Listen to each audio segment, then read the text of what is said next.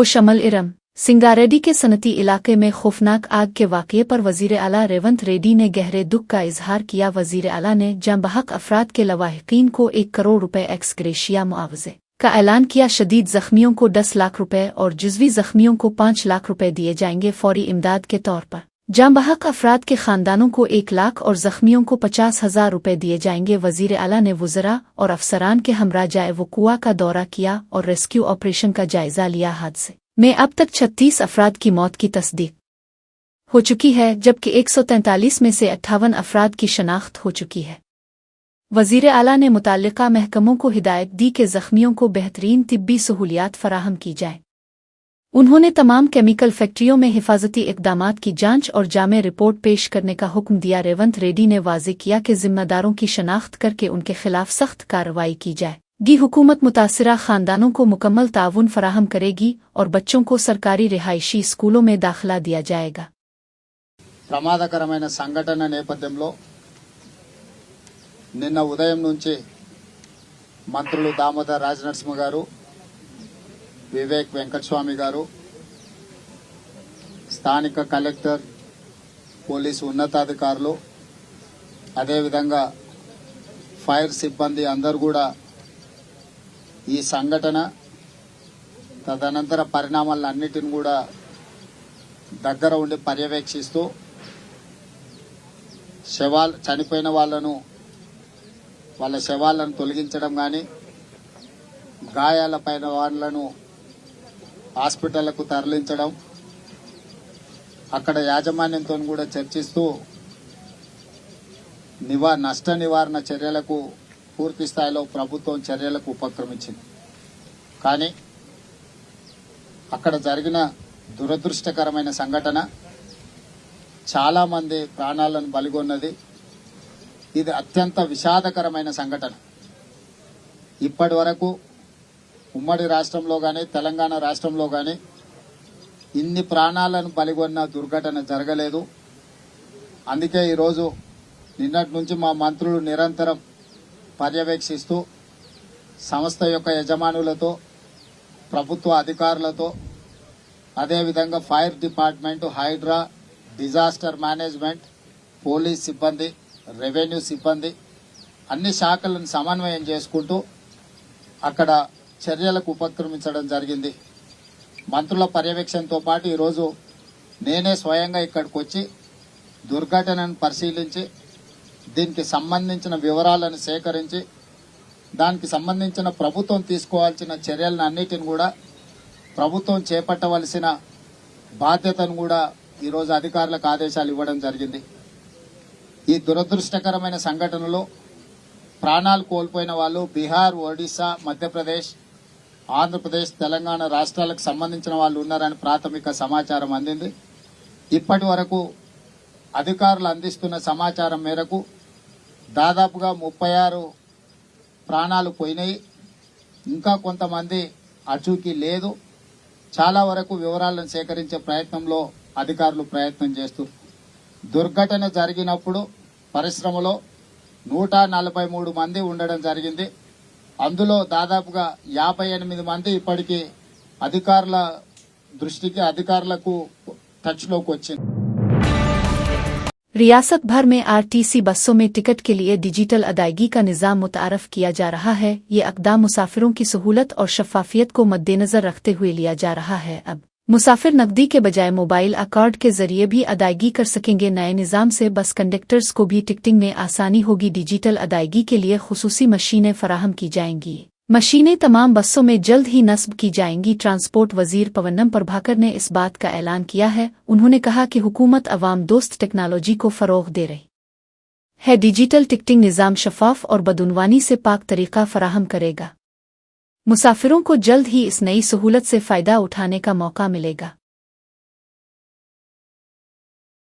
ప్రాంత ప్రజలకు అదేవిధంగా ప్రతి పౌరుడు ఉపయోగించుకునేటువంటి ఆర్టీసీ సంస్థలో కొన్ని రిఫార్మ్స్ తీసుకొచ్చే భాగంగా పెరుగుతున్నటువంటి సాంకేతికతను ఆధారంగా చేసుకొని ఐటీ మిషన్స్ అంటే క్రెడిట్ కార్డు కానీ లేదా ఇతరత్ర ఏదైతే డిజిటల్ పేమెంట్స్ ద్వారా ట్రాన్సాక్షన్ చేసేటువంటి అంశం ఉందో దాన్ని బస్సులో ప్రయాణించే వాళ్ళు కూడా ఉపయోగించుకునేటువంటి విధంగా కొత్త యాప్ తోటి కొత్త మిషనరీ తోటి ఈ యొక్క కార్యక్రమం తీసుకోవడం జరిగింది.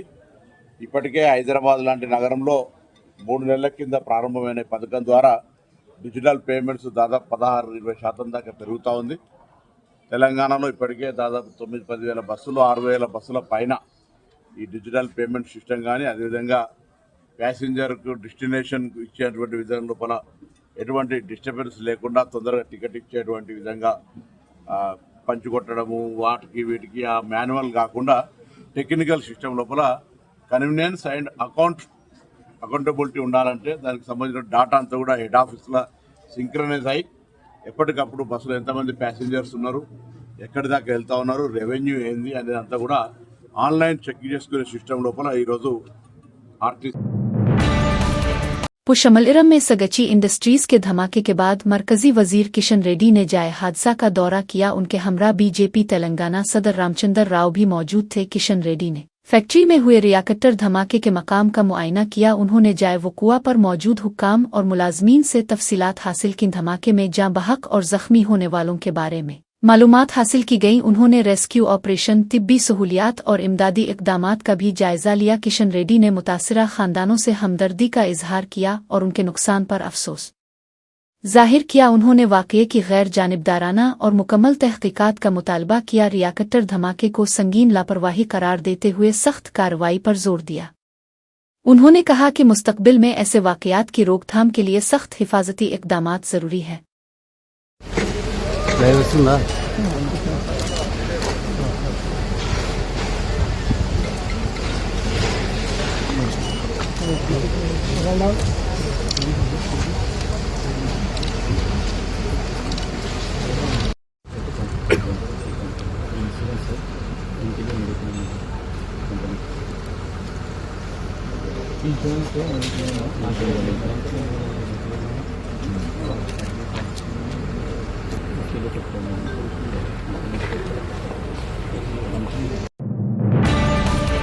हाल ही में गिरफ्तार हुए बीआरएस सोशल मीडिया कारकुन शशिधर गौड़ के घर पहुंचे BRS MLA Padi Kaushik Reddy, doctor Sanjay और दीगर पार्टी कायदीन। उन्होंने शशिधर गौड़ के खानदान से मुलाकात करके दिल्ली हमदर्दी का इजहार किया। एमएलईज ने कहा कि शशि हमारी जिम्मेदारी है, हम इसे घर वापस लाएंगे। उन्होंने कहा, हमें भाइयों की तरह समझी, हम शशि को जरूर वापस लाएंगे। रेवंत रेड्डी को तनकीद का निशाना बनाते हुए कहा गया कि वो पागल और ज़हनी मरीज है। उन्होंने कहा कि रेवंत झूठे केसेस से हमें डरा नहीं सकता।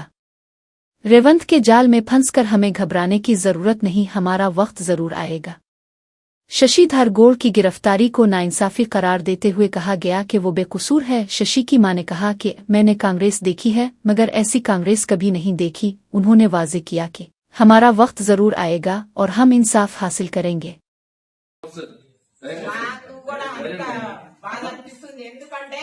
ఏ తప్పు చెయ్యడం మనమే కాదు, దేశంలో జనాలందరూ ఇబ్బంది పడిపోతున్నారు. అందరు పొట్టల మీద కొడుతున్నాడు, అందరు కన్నీరు నీరు తీసుకుంటున్నాడు. వాడు ఏ వరదలేని మారిపోతున్నది జనాలని. కానీ వానికి మంచిదే కాదు, వారికి రేవంత్ రెడ్డికి అసలు మంచిదే కాదు. వాడు ఏమనుకుంటుండో ఏ ఊహలాలు ఉన్నాడో. నేను చూసినాను కాంగ్రెస్ పార్టీ, కానీ ఇటువంటి కాంగ్రెస్ పార్టీ ఇప్పుడు ఫస్ట్ టైం చూస్తున్నాను. ఈ కాంగ్రెస్ ఇది ఫస్ట్ టైం చూడడం.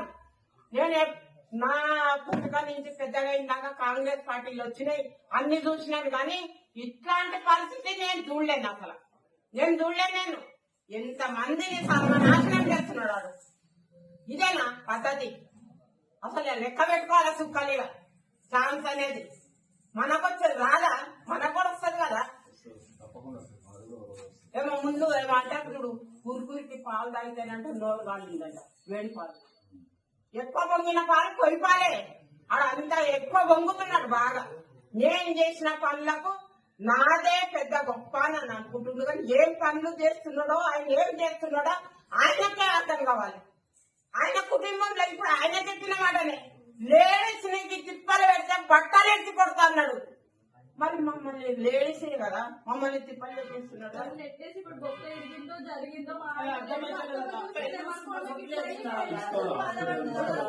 అన్నారు ఇప్పుడు మనం అంతా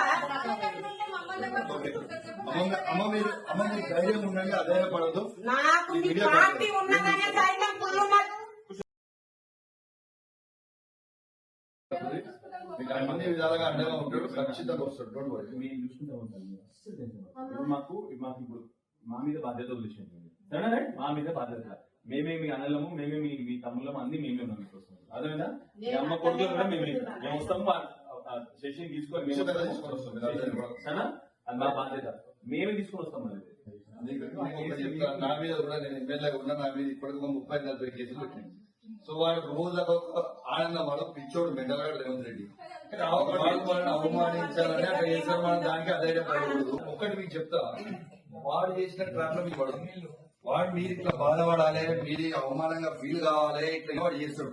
వాడు ఏం చేసినా చేసుకుని మనం ధైర్యంగా ఉండాలి. బాలు మన శశిని తీసుకొచ్చిన రోజు అద్భుతంగా తీసుకొని వద్దాం. శశిని మంచిగా గాలి అంతా కూడా శశికి మంచి పేరు ఉన్నట్టు చేసే బాధ్యత మాది. కేసీఆర్ గారి నాయకత్వంలో, కేటీఆర్ గారి నాయకత్వంలో, హరీష్ రావు నాయకత్వంలో చేసే బాధ్యత మాది.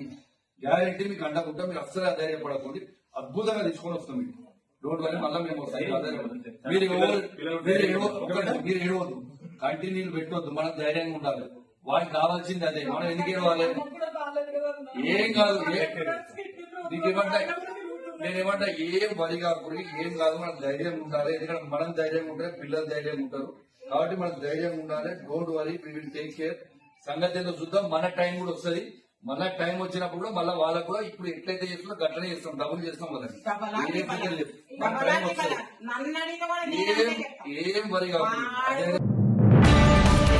अमराबाद टाइगर रिजर्व 1 जुलाई से 30 सितंबर 2025 तक मानसून के दौरान आवाम के लिए बंद रहेगा। ये फैसला जंगली हयात के तहफ़्फ़ुज़, सयाहों की हिफाजत और पार्क की मुरम्मत के लिए लिया गया है। ये बंदिश नेशनल टाइगर कंजर्वेशन अथॉरिटी और टाइगर कंजर्वेशन प्लान (TCP) की हिदायत के मुताबिक है। इस मुद्दत में सियाहत पर मुकम्मल पाबंदी आयद की गई है। खास तौर पर रिजर्व के मरकजी इलाकों में मानसून के दौरान शेरों समेत कई जंगली जानवरों की अफजाइश नस्ल का वक्त होता है, जिसे इंसानी मुदाखलत से बचाने के लिए ये इक़दाम उठाया गया है। बारिश के सबब जमीन पर फिसलन और सैलाब का खतरा सयाहों और अमले के लिए खतरनाक हो सकता है। रिजर्वर के अंदर मौजूद सड़कें और ढांचे बारिश से मुतासिर होते हैं, जिनकी मुरम्मत के लिए यह वक्त मुख्तस किया गया है। उमराबाद टाइगर रिजर्व तेलंगाना के अचमपेट इलाके में वाक़ है। महकमा जंगलात और रिजर्व के फील्ड डायरेक्टर ने इस बंदिश का बाज़ाब्ता ऐलान किया है। टाइगर रिजर्व अवाम के लिए दोबारा 1 अक्टूबर 2025 से खोल दिया जाएगा। हैदराबाद के मोसापेट इलाके में GHMC की सीनियर असिस्टेंट एम सुनीता रिश्वत लेते हुए रंगे हाथों पकड़ी गईं। ये गिरफ्तारी 1 जुलाई 2025 को इंसदाद बदनवानी ब्यूरो ACB के सिटी रेंज 2 यूनिट ने अंजाम दी। एम सुनीता ने प्रॉपर्टी मिवटिशन फाइल प्रोसेस करने और टैक्स तयन करने के लिए 000 रिश्वत तलब की थी। शिकायत कुनिंदा ने फौरी तौर पर ACB को इत्तला दी, जिस पर कार्रवाई की गई। रिश्वत की रकम एम सुनीता से बरामद की गई और केमिकल टेस्ट से उंगलियों पर रिश्वत के निशानात साबित हुए। गिरफ्तारी के बाद एम सुनीता को अदालती रिमांड पर भेज दिया गया है। ACB ने अवाम से अपील की है कि वो रिश्वत तलब करने वालों की इत्तला फौरी तौर पर दे। शिकायत के लिए टोल फ्री नंबर 1064 व्हाट्सएप और सोशल मीडिया चैनल्स का इस्तेमाल किया जा सकता है। तहकीकात जारी हैं और मज़ीद तफसीलात जल्द मंजर आम पर आएंगी। ये कार्रवाई बदनवानी के खिलाफ ACB की सख्ती और संजीदगी को जाहिर करती है। हैदराबाद के बालानगर पुलिस स्टेशन हुदूद में एक हौलनाक सड़क हादसा पेश आया। हादसा सुबह के वक्त तकरीबन 3 बजे पेश आया, जब एक तेज रफ्तार कार अलिफावशा फैन कंपनी के सामने मौजूद खंबे से टकरा गई। कार की रफ्तार बेहद तेज थी, जिसके बाइस गाड़ी मुकम्मल तौर पर तबाह हो गई। कार में 4 अफराद सवार थे, जिनमें से एक नौजवान की मौके पर ही मौत वाक़ई हुई। जहां बहक होने वाले नौजवान की शनाख्त 19 साला मुश्ताक के तौर पर हुई है। हादसे में 2 दीगर अफराद को शदीद चोटें आईं, जिन्हें फौरी तौर पर अस्पताल मुंतकिल किया गया। चौथे फर्द को मामूली जख्म आए और वो खतरे से बाहर है। पुलिस ने जाए हादसा का मुआयना करके मुकदमा दर्ज कर लिया है। इब्तिदाई तफ्तीश में तेज रफ्तारी और लापरवाही को हादसे की वजह करार दिया जा रहा है। पुलिस मजीद तहकीकात जारी रखे हुए है ताकि वाक़या की मुकम्मल तफसीलात सामने आए।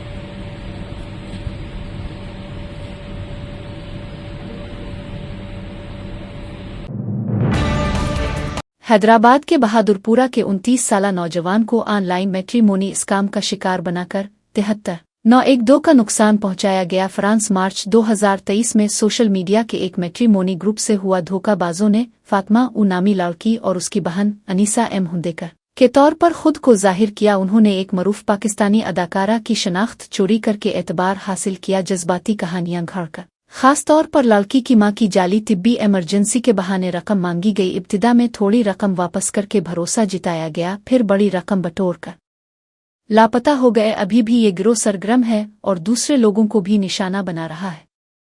हुक्काम ने मशवरा दिया है कि जल्दबाजी में पैसे न भेजें, शनाख्त की तस्दीक करें और किसी मुश्तबा प्रोफाइल की शिकायत 1930 87126656171 पर करें। तमिलनाडु के शिवाकाशी सुतूर के करीब वाक़े पटाखों के गोदाम में जोरदार धमाका हुआ। इस खौफनाक हादसे में 3 मजदूर मौके पर ही हलाक हो गए, जबकि मजीद 7 मजदूर शदीद जख्मी हो गए और उन्हें फौरी तौर पर अस्पताल मुंतकिल किया गया। धमाके के बाद गोदाम में आग भड़क अलिफाटे, जिससे आसपास के इलाके में खौफ व हरास फैल गया। आग पर काबू पाने के लिए फायर ब्रिगेड की कई गाड़ियां मौके पर रवाना की गईं। फायर अमला आग बुझाने में मसरूफ है और हालात पर काबू पाने की कोशिश कर रहा है। इब्तिदाई तफ्तीश में पता चला है कि गोदाम में बारूदी मवाद का जखीरा गैर महफूज तरीके से रखा गया था। मकामी इंतजामिया ने वाक़ये की मुकम्मल जांच का हुक्म दे दिया है। मुतासिरा मजदूरों के अहलखाना को माली इमदाद फराहम करने का ऐलान किया गया है। पुलिस ने केस दर्ज करके गोदाम मालिक की तलाश शुरू कर दी है।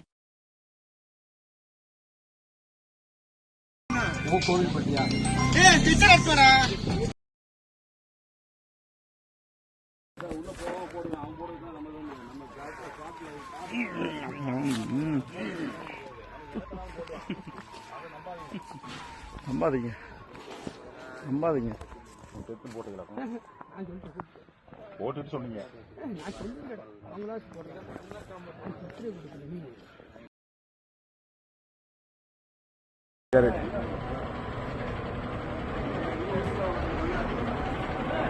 நான் விஷுவல் வந்து டெஸ்க்ல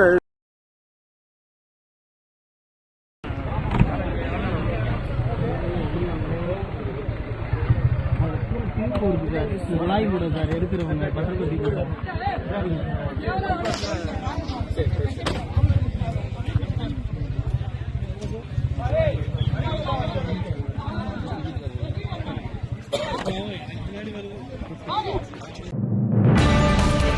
हैदराबाद में हाइड्रा को एक ही दिन में 49 शिकायत मौसूल हुई। ये शिकायत मीचल और रंगा रेड्डी इजला में नालों, पार्कों और सड़कों पर तजावुजात से मुताल्लिक थीं। रिहायशियों ने बताया कि गैर कानूनी तमीरात के बाइस बारिशों में सैलाब जैसी सूरत हाल पैदा हो रही है। पार्कों और अवामी सहूलियात की अराजी का गलत इस्तेमाल भी सामने आया। कई जगहों पर तजावुजात पर बनाए गए शेड किराया पर दिए जा रहे हैं या बेचे जा रहे हैं। उन शिकायत पर के एडिशनल डायरेक्टर वर्ला पापिया ने जायजा लिया। मुताल्लिका हुक्काम को मौके पर जाकर मुतासरीन की मौजूदगी में कार्रवाई की हिदायत दी गई। अवाम से अपील की गई कि वो ऐसी सरगर्मियों की बरवक्त इत्तला दें। कितपे जिला के मिदनवर मंडल के पैनिकलपाडो गांव से ताल्लुक रखने वाले निखिल कुमार रेड्डी 24 और श्री रामिया 22 2 माह कबल मोहब्बत की शादी के बंधन में बंधे थे। नया जोड़ा बेहतर मुस्तकबिल की तलाश में हैदराबाद मुंतकिल हुआ था। वो सिंगारेड्डी जिला की सगची फैक्ट्री में मुलाजमत कर रहे थे। दोनों ने एक साथ काम करते हुए जिंदगी की नई शुरुआत की थी। अफसोसनाक तौर पर फैक्ट्री में हुए रियाकटर धमाके में उन दोनों की मौत वाक़ई हुई। हादसा उनके ख्वाबों और उम्मीदों को भी साथ ले गया। नौजवान जोड़े की अचानक मौत से उनके खानदान और गांव में गम की लहर दौड़ गई। रिश्तेदारों और देहातियों ने जोड़े की मौत पर गहरे दुख का इजहार किया। ये जोड़ा रस्मी तकरीब का मंसूबा आशिर महीने के बाद बनाने वाला था। उनकी मोहब्बत भरी जिंदगी का इख्तिताम एक दिलखराश सानिहे में हुआ।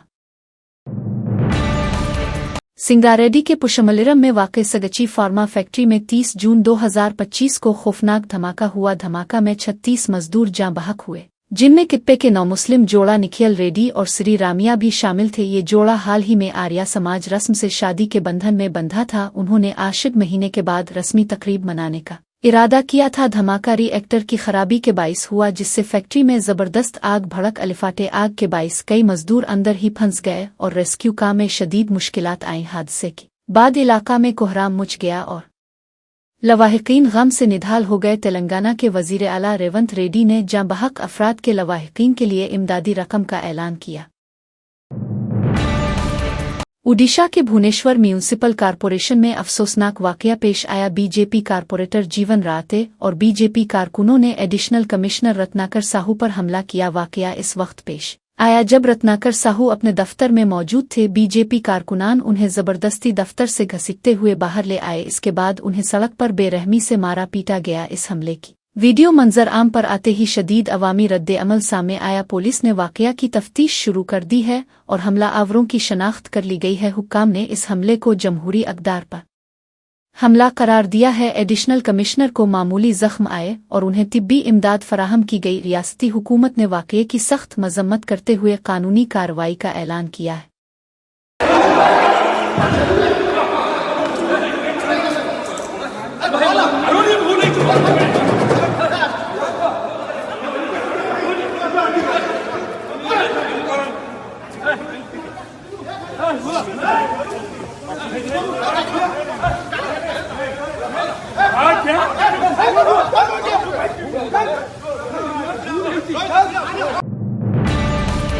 बिहार में उहदेदारों ने सड़क की तामीर के दौरान दरमियान में दरख्त छोड़ दिए। मंजर सोशल मीडिया पर वायरल हो गया। पटनगा मेन रोड की तौसी काम 7.48 किलोमीटर तक 100 करोड़ रुपए की लागत से किया जा रहा है। जहानाबाद के करीब सड़क के दरमियान कई दरख्त आने से रुकावट पैदा हुई। उहदेदारों ने दरख्तों को हटाने के लिए महकमा जंगलात से इजाज़त तलब की। महकमा जंगलात ने दरख्त हटाने की इजाज़त देने से इनकार कर दिया। इसके बदले में महकमा जंगलात ने 14 हेक्टर जंगलाती ज़मीन मुआवजे के तौर पर तलब की इजाज़त न मिलने पर हुक्काम ने दरख्तों के गिर्द सड़क तामीर करने का फैसला किया। नतीजे के तौर पर दरमियान ने दरख्तों के साथ सड़क का अजीब व गरीब मंजर उभर आया। अवाम ने इस मनसूबा बंदी पर सरकारी निज़ाम की बदइंतज़ामी पर सवालात उठाए हैं। वाकया ब्यूरोक्रेसी और महकमा जाती हम आहंगी की कमी को नुमायां करता है।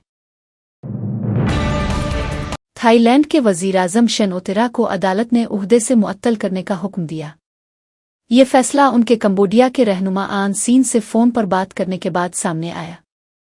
शेनोतिरा ने आन सीन को अंकल कहकर मुखातिब किया, जिस पर अवाम और सियासी हलकों में शदीद रद्द अमल ज़ाहिर हुआ। इस रवैये पर अदालत में कई अर्जियां दायर की गईं, जिनमें उनके रवैये को थाईलैंड की खुदमुख्तारी के खिलाफ करार दिया गया। अदालत ने उन अर्जियों पर गौर करते हुए अबूरी तौर पर शेनोतिरा को उनके फ़राइज़ से दूर रखने का फैसला सुनाया।